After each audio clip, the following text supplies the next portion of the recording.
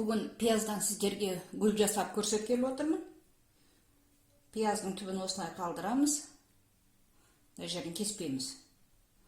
Гүлді ұстап тұратын осы түбі. Ортасынан кесеміз.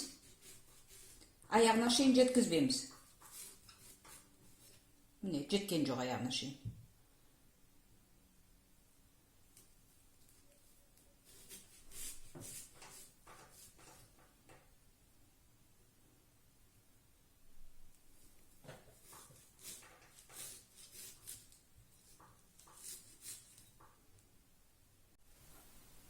Тураған пиязымызды қызылшаның суына салып қойдым.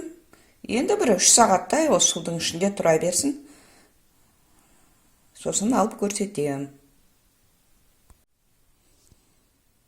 Не мынандай әдемі гүл болды.